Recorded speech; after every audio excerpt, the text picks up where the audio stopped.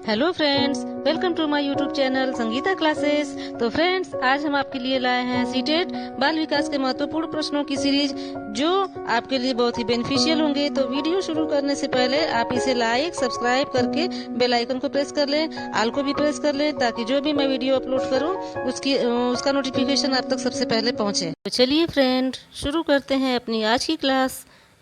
हमारा आज का क्वेश्चन है, एक शिक्षक विद्यार्थियों में सामाजिक मूल्यों को विकसित कर सकता है। कैसे कर सकता है? ए ऑप्शन है महान व्यक्तियों के बारे में बोलकर, बी है अनुशासन की अनुभूति को विकसित कर, सी है आदर्श रूप में बर्ताव कर, और डी है उन्हें अच्छी कहानियाँ सुनाकर। तो फ्रेंड, इसका राइट आंसर हो जाएगा ऑप्शन नंबर सी, आदर्श रूप में बर्ताव करके। ठीक है, एक शिक्षक जो है स्वयं को आदर्श रूप से प्रस्तुत करके और आदर्श आचरण को अपना कर छात्रों में सामाजिक एवं नैतिक मूल्यों का विकास कर सकता है। ठीक है, चलिए अगला क्वेश्चन है अपना, एक शिक्षक के लिए सबसे महत्वपूर्ण क्या है? ए ऑप्शन है कक्षा में अनुशासन बनाए रखना, बी है कक्षा में समयानुवर्ती होना, सी है विद्यार्थियों की कठिनाइयों को दूर करना, और डी है एक सुवक्ता होना। तो फ्रेंड, इसका राइट आंसर हो जाएगा ऑप्शन नंबर सी, विद्यार्थियों की कठिनाइयों को दूर करना। ठीक है, क्योंकि एक शिक्षक का कक्षा शिक्षण के समय कई कार्य एवं उत्तरदायित्व होते हैं, लेकिन सबसे महत्वपूर्ण कार्य वह होता है कि शिक्षक जो है छात्रों के समस्याओं का समाधान करे और उनकी उत्सुकता को शांत करे। ठीक है, चलिए अगला क्वेश्चन है अपना, आप एक अति सक्रिय बालक को कैसे सही दिशा में लाएंगे? ए ऑप्शन है उसे पहली पंक्ति में बिठाएंगे तथा उस पर कड़ी नज़र रखेंगे, बी है उसे कक्षा में कोने बैठने की जगह निर्धारित करेंगे, सी है उसे श्यामपट्ट आदि साफ करने का काम देंगे, डी है उपरोक्त में से कोई नहीं। तो इसका राइट आंसर हो जाएगा ऑप्शन नंबर डी, ये सारे के सारे ऑप्शन जो हैं गलत हैं, क्योंकि आप उसे पहली पंक्ति में बैठाएंगे और उस पर कड़ी नज़र रखेंगे, ये तो बिल्कुल गलत है। उसे कक्षा में कोने में बैठने की जगह निर्धारित करेंगे, ये भी गलत है, कोने में तो बैठाएंगे नहीं और उसकी जगह जो है निर्धारित नहीं करेंगे। उसे श्यामपट्ट आदि साफ करने का काम देंगे, ये भी गलत है। तो इसलिए इसका राइट आंसर हो जाएगा ऑप्शन नंबर डी। ठीक है, क्योंकि अति सक्रिय बालक को सही दिशा देने के लिए उसे सही निर्देशन की आवश्यकता होती है और ऐसे बालक को कक्षा के कार्यों का नेतृत्व प्रदान करना उपयुक्त होता है। तो इसलिए जो है सारे विकल्प जो है आपके ये तीनों गलत हैं। राइट आंसर हो जाएगा ऑप्शन नंबर डी। चलिए अगला क्वेश्चन है, पृथक पृथक समजातीय समूहों के व्यक्तियों के प्रति बच्चों की अभिवृत्ति साधारणतया आधारित होती है। ए ऑप्शन है उनके अभिभावकों की चित्तवृत्ति पर, बी है उनमें समकक्षियों की अभिवृत्ति पर, सी है दूरदर्शन के प्रभाव पर, और डी है उनके सहोदरों की अभिवृत्ति पर। तो फ्रेंड, इसका राइट आंसर हो जाएगा ऑप्शन नंबर ए, उनके अभिभावकों की चित्तवृत्ति पर, क्योंकि बच्चे जिस परिवेश से आते हैं उन पर उनके परिवेश का सीधा असर पड़ता है और उनके अभिभावकों के गुणों का स्थानांतरण उनमें होता है। तो उसी के दौरान उनमें जो है आदतों एवं अभिवृत्तियों का विकास होता है और इसमें परिवार और अभिभावक की भूमिका जो है सबसे महत्वपूर्ण होती है। ठीक है, चलिए अगला क्वेश्चन है, ये डॉट डॉट दिया डॉट डॉट है, यानी खाली स्थान दिया गया है। तो इसमें आपको क्या फिल करना है? तो इस क्वेश्चन है कि को मतलब खाली स्थान और को अनुप्रेरित शिक्षण के एक संकेत के रूप में विवेचित किया जाता है, यानी किसको जो है विवेचित किया जाता है? ए ऑप्शन है कक्षा में अधिकतम उपस्थिति, बी है शिक्षक द्वारा दिया गया उपचारात्मक कार्य, सी है विद्यार्थियों द्वारा प्रश्न पूछना, और डी है कक्षा में पूर्ण नीरसता। तो फ्रेंड, इसका राइट आंसर हो जाएगा ऑप्शन नंबर सी, विद्यार्थियों द्वारा प्रश्न पूछना। ये जो है शिक्षण के एक संकेत के रूप में विवेचित किया जाता है इसको, ठीक है। क्योंकि शिक्षण प्रभावशाली एवं सजीव तभी होता है जब कक्षा में समय समय पर शिक्षक छात्र वार्तालाप होते रहते हैं और छात्रों द्वारा कक्षा में प्रश्न पूछा जा रहा हो। तो इससे पता चलता है कि छात्र का अधिगम अच्छी तरह से चल रहा है और छात्र कक्षा में रुचि ले रहे हैं कि नहीं, ठीक है।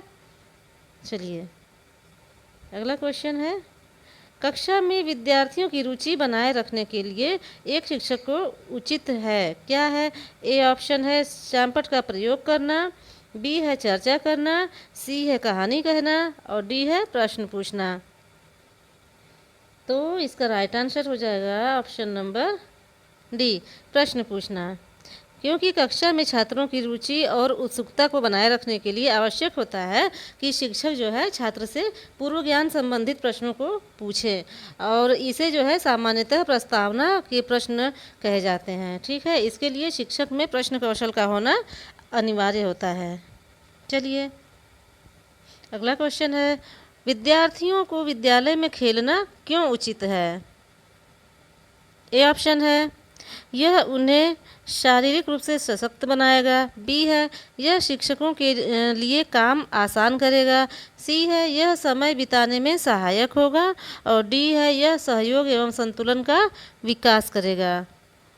तो इसका राइट आंसर हो जाएगा ऑप्शन नंबर डी, यह सहयोग एवं संतुलन का विकास करेगा। क्योंकि विद्यार्थी द्वारा खेलने से उनका शारीरिक विकास संतुलित रूप से होता है और खेलने से छात्रों में सहभागिता और नेतृत्व करने की क्षमता, समायोजन जैसे कई सामाजिक गुणों का विकास होता है, ठीक है। चलिए अगला क्वेश्चन है, परिवार एक साधन है, कैसा साधन है। ए ऑप्शन है अनौपचारिक शिक्षा का, बी है औपचारिक शिक्षा का, सी है गैर औपचारिक शिक्षा का और डी है दूरस्थ शिक्षा का। तो इसका राइट आंसर हो जाएगा ऑप्शन नंबर ए, और अनौपचारिक शिक्षा का साधन होता है। क्योंकि परिवार ही बालक